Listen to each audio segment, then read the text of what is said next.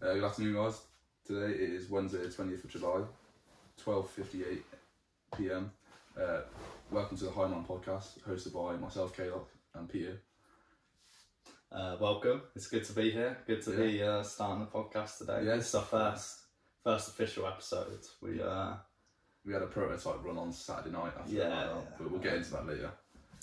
Yeah, we'll talk about that. So before, just to start off, as it is the first podcast, just to talk a bit about our backgrounds, like who we are, what we do at the moment, and then go on to talk about sort of the podcast. So Caleb, tell me a bit about yourself.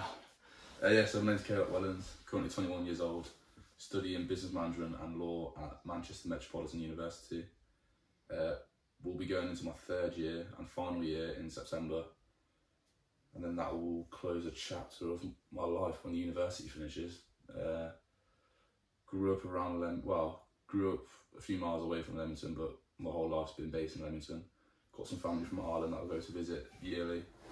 Missed a few years because of COVID, like everyone, so good to get back there this year, a few weeks ago. But yeah, that's basically me. Peter, what about yourself?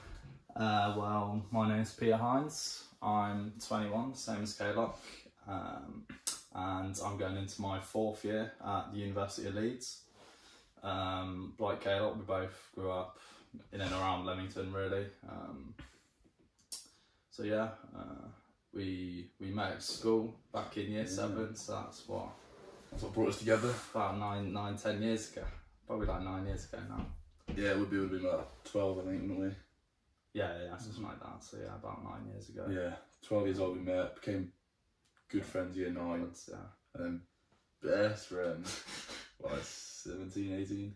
Yeah, 16, 17, 18. And then so it sort of brings us into why we started the podcast. So, you know, we're both quite avid podcast listeners. Yeah. We listen to a lot of podcasts, and we chat about the podcasts we listen to.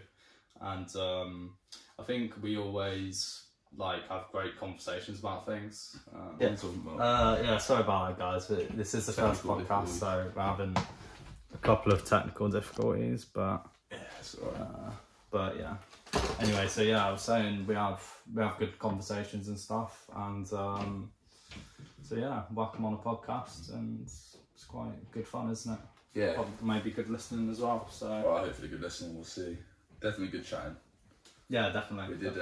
We did the first podcast on Saturday night. Mm-hmm. Well, the first prototype after coming back from a night out. Yeah, that was pretty funny.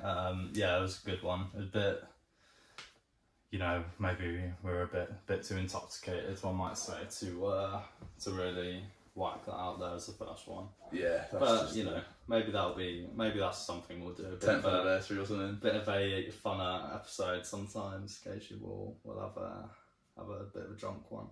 Yeah, it's sort of like what Joe Rogan does is their MMA show, and he does this what's it called?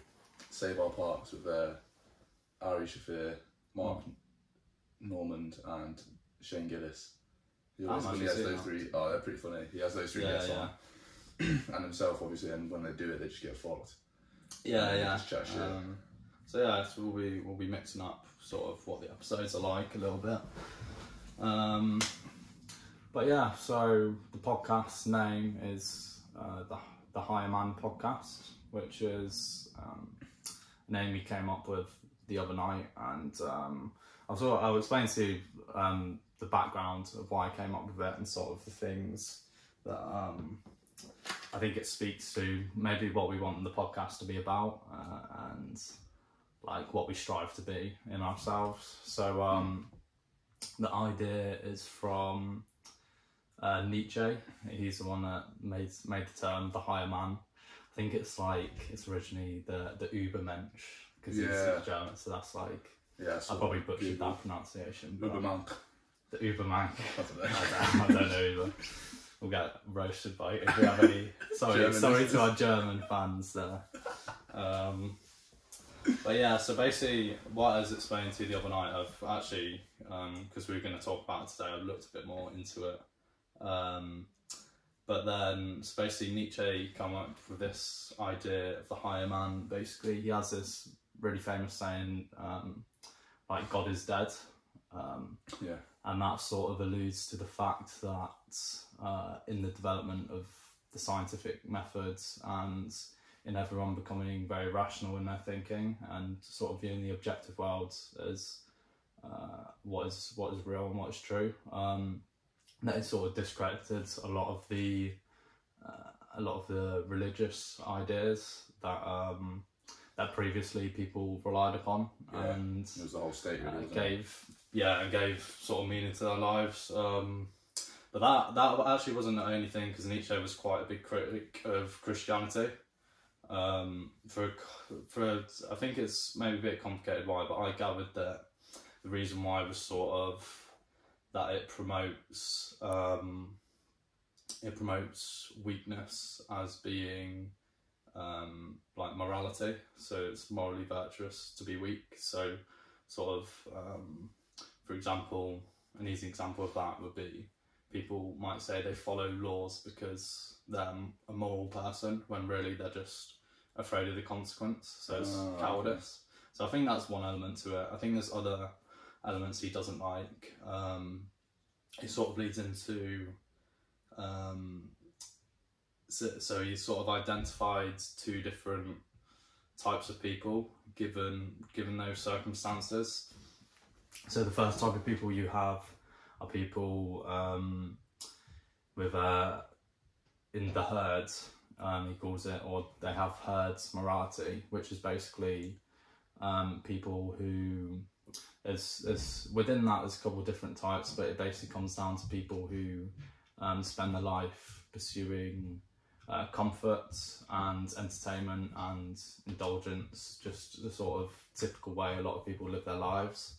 Then also people who are resentful about the system, resentful about successful people, and there was, upon looking into this, he said something, I'll paraphrase it, but it's like people with herd morality will disguise their envy as calls for equality or something like that. Oh, wow. Which is quite mad that he said that, because obviously like social justice movements are so big now. Yeah, he was saying this. Quite interesting, he said that a long time ago. When was he about? Like what age? Like late 1800s. Right. Yeah, so It's very ahead of his time. yeah, definitely.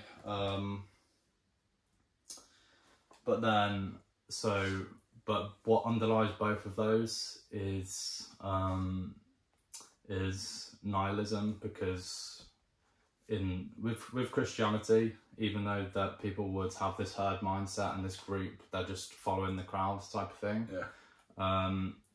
Because there was, for example, faith in the afterlife, that it gave people's life more meaning and fulfillment. Right. But with the afterlife removed, to simply pursue consumption of entertainment and comfort in your life ultimately breeds nihilism, because it's an interesting thing as societies get more developed and people's quality of life improves, and they start to consume more, or they start to feel more nihilistic when their lives get easier, because almost that struggle somewhat gives us meaning. right. And yeah, but then so he presents the higher man as someone who, for one, doesn't follow the herd, and also so they have their own sort of values. When you're talking about like the herd, Yeah. like people, would they subscribe to the herd mentality and the herd values, even if they don't necessarily believe them? Do you feel like that's what a lot of people do with religions? Like they might not necessarily believe them, but they subscribe to them and Yeah, well, I think maybe the point is that they've never considered it for themselves. So Right. that's what Nietzsche sort of presents the higher man to do, to reevaluate the values and not take them at face value for what everybody tells you is the right thing. So Yeah. it's sort of developing that individual sense of morality based on what you truly value. And that sort of links into another part, which is like the goal of the higher man would be to pursue fulfilling their potential and like self-actualization, and often that would be through committing to some sort of creative endeavor and trying to create something, trying to produce something of actual value, because you know, pursuing that ideal is sort of what the antidote to nihilism is, to, for example, to create beautiful works of art or to achieve something great. It gives life its meaning more.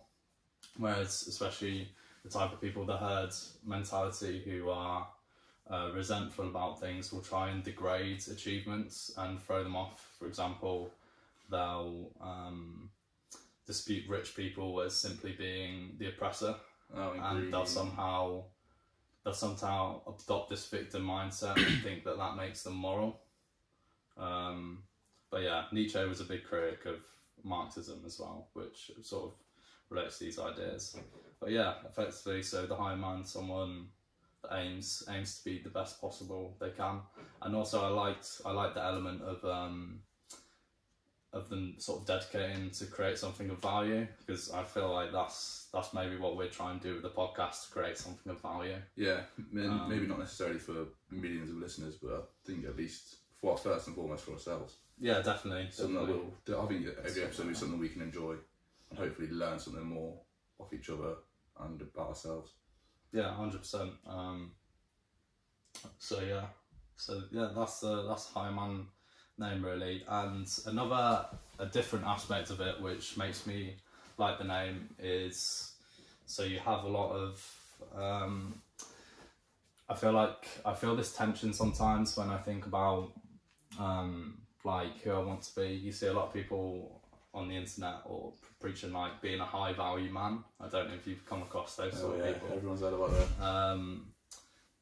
But then I'd sort of, and there's elements of that which you want to achieve. For example, like they'll put forward a high value man of someone who wants to be successful, make a lot of money, be attractive to women, maybe be strong or have a good body. Yeah, these are things which obviously you want to have, but then I sometimes feel that this isn't always in line with being sort of, I guess you could put it as a man of high values.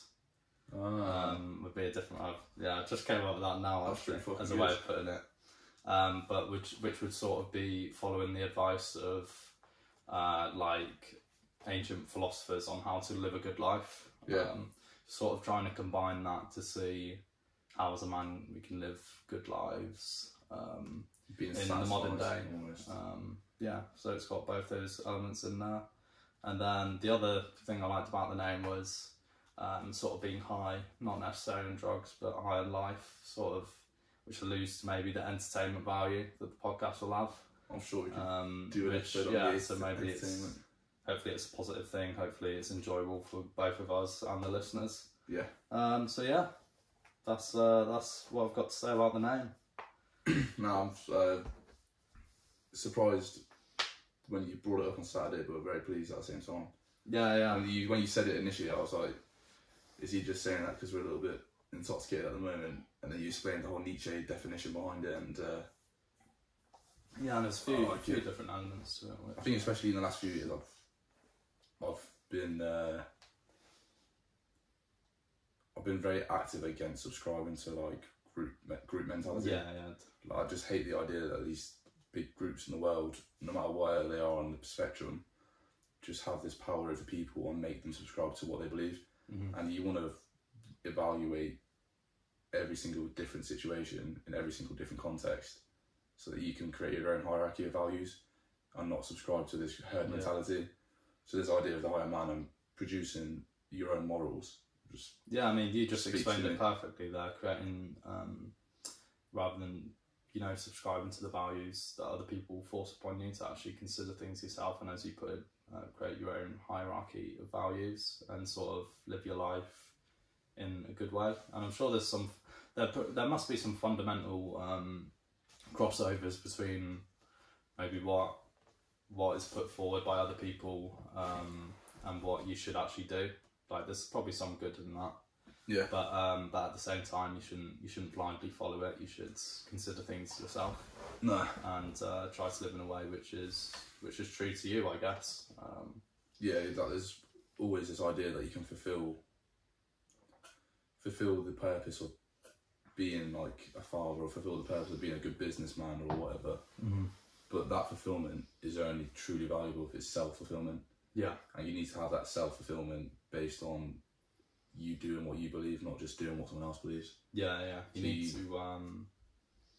to, you know, some people might put you need to be the hero of your own journey. You can't live out someone else's dreams for you. Yeah. So yeah, well, that's a good day. I reckon. Yeah. But I was watching Spider-Man No Way Home last night. Yeah, yeah. For a second time, or third. And wait, is that the latest one to come out? Yeah, the one with spoilers. The one with the 3 Spider-Mans and the Green Goblin's in it, and he was talking basically about how Spider-Man's weakness is his morality. And the Goblin was like, your weakness is your morality, this is why this is what got your Aunt May killed. Even though the Green Goblin killed his aunt, Spider-Man had the chance to send the bad guys away, but he didn't want to do that in case they died, so he tried to save them himself because he was following his aunt's morality and his own morality. And then that eventually led to his aunt dying. And I basically was thinking, does Spider-Man's morality to try to save these multiverse bad guys, does that make him a bit of a bitch? Because he could have just took the high, like not the high road, but he could have took the idea like, I don't know what the consequences of letting these multiverse people stay in our universe. I don't know what the consequence of that could be. I'm going to risk all these unknown factors just to try and save these few guys. Yeah. Rather than saying there's going to be 4 or 5 people that might die in the great expanse of the whole universe. That's a small sacrifice to pay. Yeah. So that I can ensure that this universe I'm in with billions of people stays alive. Yeah. I guess it comes back to a question of ethics. Like, should you save the life of someone who's, because obviously in that example, like Spider-Man saving all these guys who probably killed a bunch of people. Yeah. And he's keeping them alive. And I feel like with like the superhero movies, it's very it's like child friendly. Like they're like, oh, this superhero's here to save the day. Oh, we'll save everyone. Yeah. But yeah, it's an interesting question whether it's worth the struggle keeping those dudes alive. So is a question I thought about that is morality the highest value, the highest virtue? Is that highest virtue, or should it be like, I don't know, honesty, or maybe I don't know what the virtues would they be? Yeah, I mean, there's different virtues, because obviously, like a classic example of 2 virtues would be justice and like forgiveness. So, but if you were to maximise both of them, then it's impossible to do both of them at the same time. Yeah. Like if someone murders someone else, and like justice would maybe be to have them killed, but mercy or forgiveness would have you forgive them, obviously. So could those 2 things not happen at the same time? Like, could it not be that if someone was murdered and the victim's family, after some amount of time, ended up forgiving the murderer, and like kind of creating a connection with that murderer, that would be forgiveness. Could that not happen while that murderer is on death row, for example? Yeah, I guess so. But which I think would come down to it being a balance between those 2 ideas, rather than, because if you maximise for one, then you can't have the other, really. So it's sort of finding that middle ground, which I guess is why, because you look at different systems around the world, different law systems, like they're all different. They all have different how long they'll sentence people for different crimes, whether they have death penalty, like those sort of things, because it's a difficult problem to solve, and obviously there's a lot of nuance to it. So there's maybe not an absolute. That's maybe why you can't say something's absolutely virtuous, because it will always, there's maybe conflicting values there. Yeah, it's an interesting question. Yeah. I think the big problem nowadays in the world is that people kind of disregard the fact that a lot of people would disregard the fact that anyone that opposes them simply has different values and virtues. Like one big example recently would be what's it called? The Roe v. Wade turnover in America, so it made abortion illegal. Oh right, okay. Like, I don't think realistically, I mean Jordan Peterson talking about, he was saying abortion, everyone can agree is wrong. Yeah, it's not good. Doesn't necessarily mean it should be illegal. Yeah. And like one of the things that these pro-life people, really pro-choice people get into like these massive scuffles, maybe not physical, but like really like violently like shouting at each other. They just forget that the other person has a different value but the same belief in it. Yeah. Like the pro-life would be thinking everyone that's alive should stay alive, and the pro-choice people would agree with that. It's just that their different value is when life begins.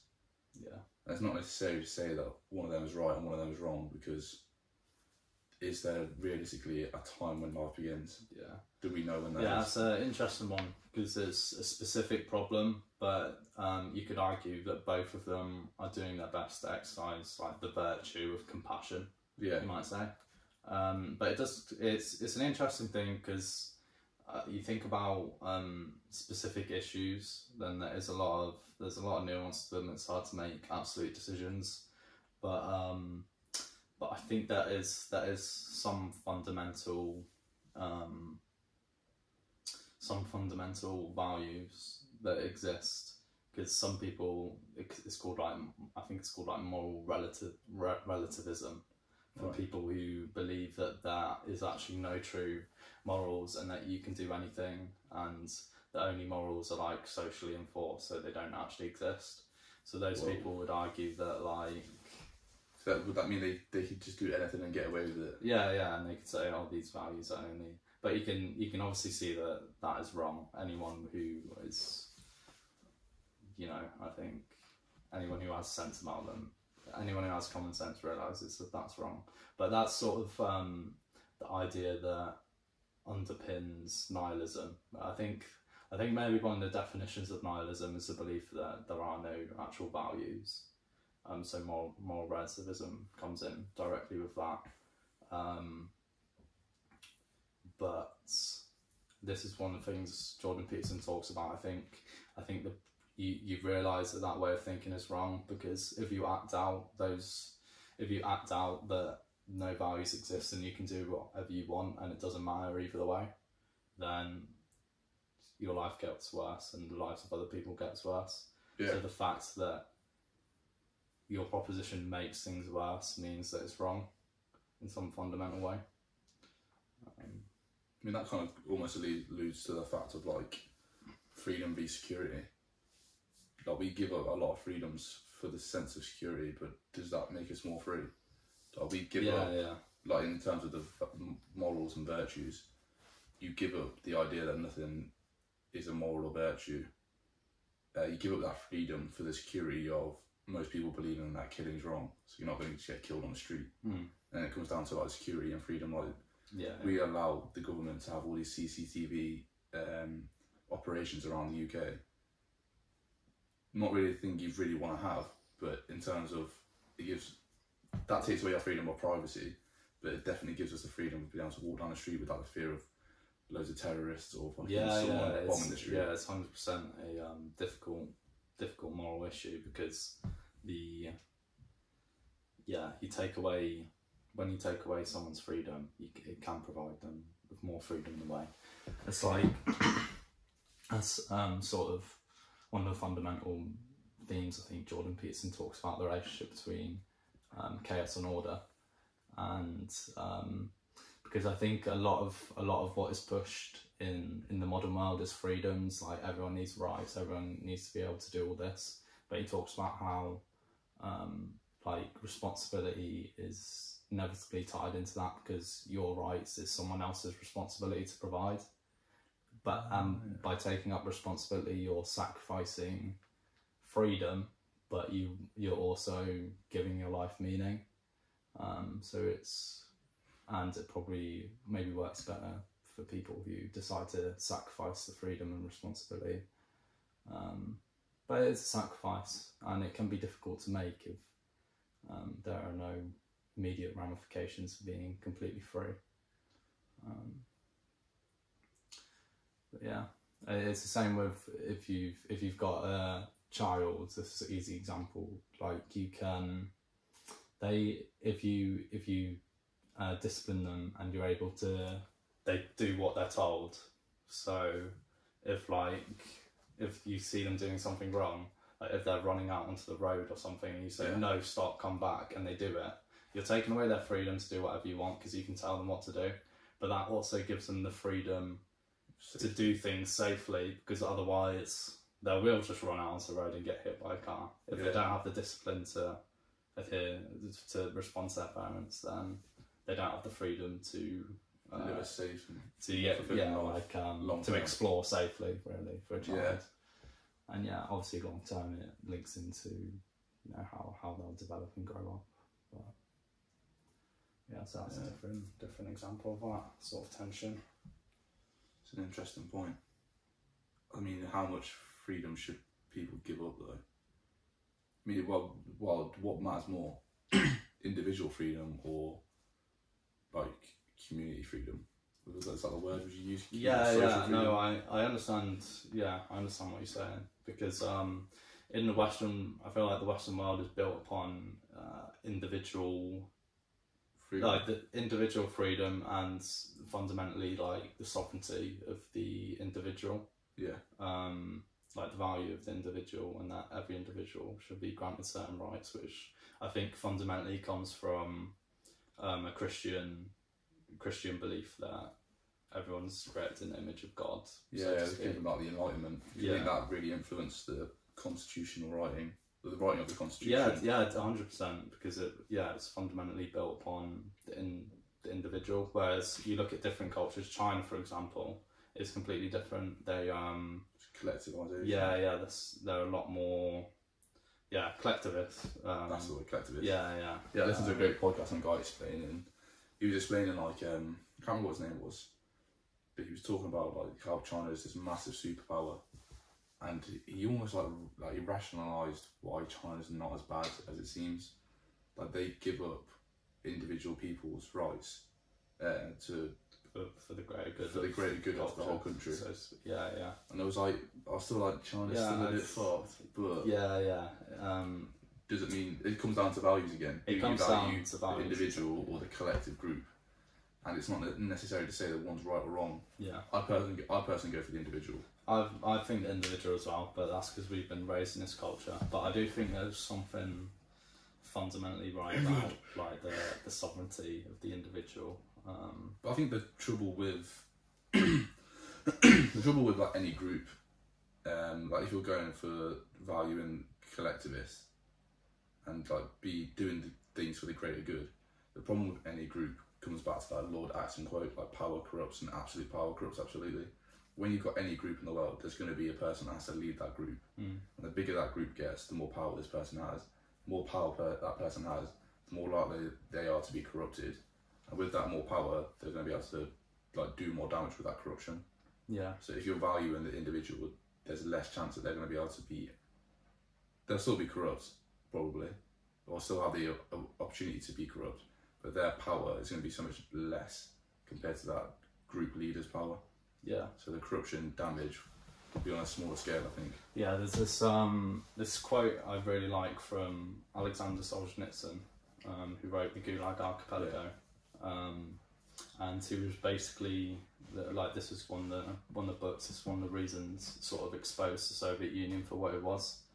And because before he published that, no one really knew the Gulag, like in depth. I don't think they. No one knew the actual story. I don't know the entire story behind it, but I think it somehow found its way out of the Soviet Union, and once it started spreading around the West, and that's really when like the credibility of like that sort of communist system probably started losing the Cold War then. Yeah, and but basically the quote is, I'll paraphrase it, but it's something to the effect of, the line between good and evil doesn't run down political parties or nations or rich and poor people. The line between good and evil runs down the heart of every individual. Oh wow. So so maybe that the proper solution to overcoming the evil in the world is to look at the evil within yourself and try to live a virtuous life in yourself. Rather than thinking, I'm a Democrat, I need to get rid of all these Republicans. Yeah, exactly. You see the problem as outside yourself. Whereas, it's kind of maybe an arrogant thing to think that, like, oh, these people in charge are shit, I would be better if I was in charge, or I know if they implement the system that I believe in, then things would go really well. But that's, you know, I don't think. I mean, I think he's definitely got a what's the word when you? But he's definitely got a good place to like talk from, because he's been through the Gulag. He knows the horrors of the Soviet Union. Like almost you'd think, because he went through the Gulag and he's been through the horrors of the Soviet Union and communism, you'd almost think after that he would be completely against the communists and Soviet Union. He'd be like, communism is terrible, the West need to come save us. But instead he was like, it's not about West v East. It's about good regards in the heart. Yeah, there was because obviously this relates to the Soviet Union, and in Chernobyl, the like TV show. At the end of it, another spoiler alert. But at the end of it, the guy's basically he's got like they're in court and he has to explain why it's happened. The main guy is a scientist. And basically, I think he's told what to say, but then he just decides, fuck it. And then he says something like, for every lie that is told, the debt builds up to the truth, and that eventually that debt will be paid, or something like that. So, and that's what I think Alexander Solzhenitsyn, after the time he spent in the gulags, rather than maybe putting all the blame on the system, he looked within himself and evaluated every mistake he made up until now that led him to be in this situation now. That's a real man, rather than become resentful. Yeah, exactly. That is a choice in the face of suffering, and in the face of things not going how you desire them to go. You can either become resentful, or you can take responsibility for that. And it's one of those things, because obviously it wasn't all his fault. Maybe he could have done everything right and ended up there. I'm sure there's people who made far less mistakes in their lives than we ever made. Our lives are fine, whereas those people suffer tremendously. But the problem isn't whether things have been unfair or not. The question becomes, given the situation, what is the better way forward? To become resentful about it, or to take responsibility for improving the situation and making the right decisions going forward. And I think that individual, if you take the exact same person in the same situation, the one that chooses to take responsibility will end up better. And life is fucking I mean, there's sometimes nothing you can do, and tragic things will happen, but to become resentful about it will only make it worse. Which is hard to do. I mean, definitely. I'm saying this, but obviously, it's like when shit happens, I'm sometimes a bit pissed off. Easily. Like, I'm pissed off by having to get this booster jab to go on holiday. But what are you gonna do, eh? Yeah, it's got to be done. But yeah. Is that Chernobyl? Was that the one with the actor that was out of Friday Night Dinner? Have you seen that show? I've seen. Yeah, he was the one who's he was like in the lab. Oh yeah, in in Chernobyl. in Chernobyl, he was the one that like Was a scientist. Yeah, he was a scientist, and he said, "Up the power." Yeah. I watched like the first episode with my dad, but I never finished it. My dad loved it. He said it was great. That's a fucking class TV show. Friday night dinner. No. Oh, Chernobyl. Oh, Friday night dinner is amazing. Yeah, I haven't actually seen Friday night. Oh, it's so funny. He died though, I think last year. That actor. Oh, did he? Yeah, I think it was last year or the year before. I think he died of some sort of heart condition or cancer. Unfortunately, but peak times. Yeah. It was a great show. Just started watching. We had a Cuckoo. Started watching that again, and it's just so What's funny. it about? It's about. I don't know how to explain it. It's a family of dad, mom, son who's like 17, 18, daughter who just comes back from Thailand and she's like 22, and she brings her boyfriend back, or married, like her husband back, and this guy's just like kind of like a hippie, Andy Samberg, the one at Brooklyn Nine-Nine. He's the actor in it, and it's this guy's just a bit like hippie, a bit cuckoo, and his name's Cuckoo, and the dad's like a solicitor, and he just can't be asked for his shit. It's just so funny. It's just like sketchy and skits. Oh, it's just great. Yeah. That's a great show. Oh, good shit. But going back to the idea of people hopefully not becoming resentful and taking responsibility, in my mind that like alludes to honesty and truth. Yeah. Like if you're honest and truthful about the situation you're in, you're gonna take responsibility for it and make the best out of it rather than treat yourself as a victim. Yeah. So in my mind, that kind of makes me think that the highest virtue probably is honesty.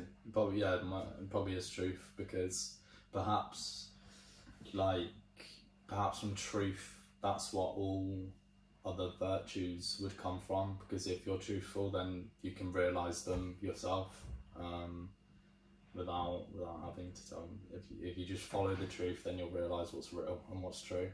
So yeah, maybe that's the fundamental one, which leads to everything else. But is there anything that's fundamentally true? Like it's kind of hard to.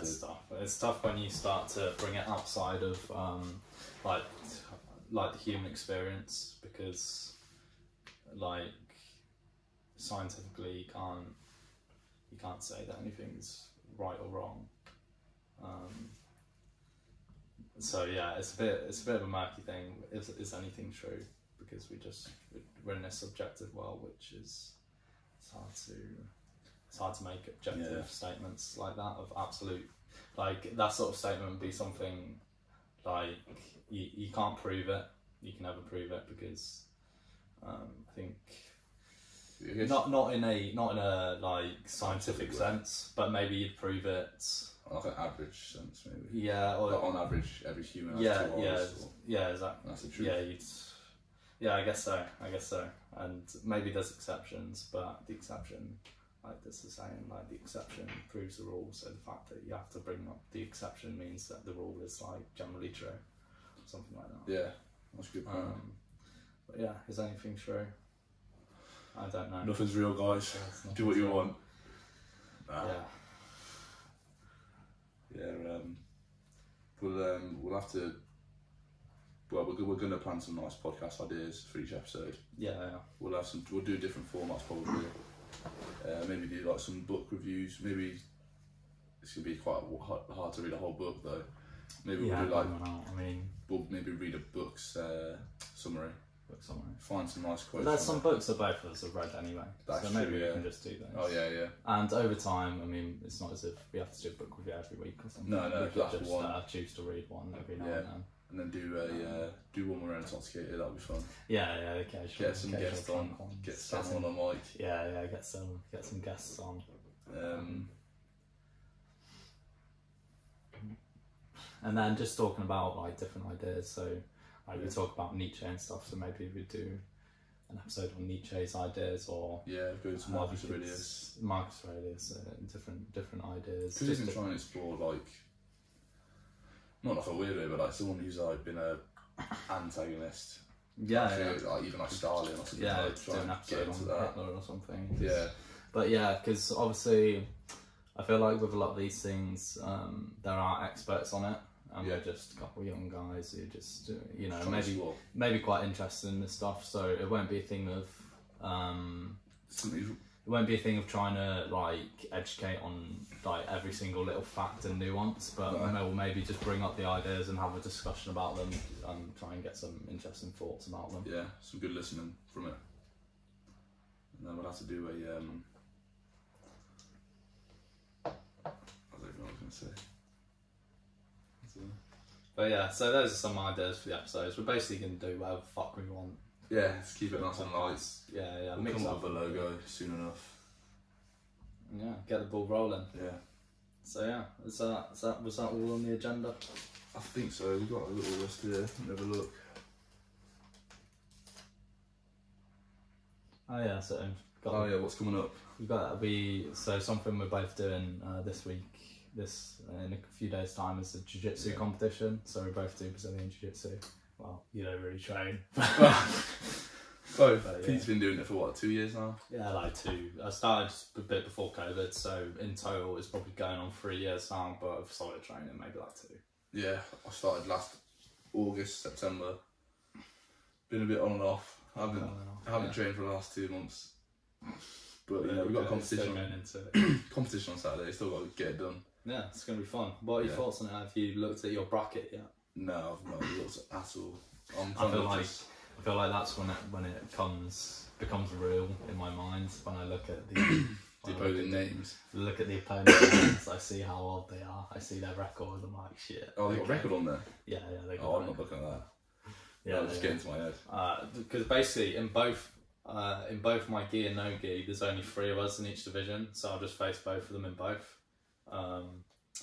And one of them has like 15 wins in total or something at like 5 different competitions, so it's going to be a tough match. Well, and then the other one has just done 1 competition last month, so we'll see. Yeah, but yeah, it's gonna be interesting. I feel like you can't read too much into the records. You just got to go out there and bring your best performance. Yes.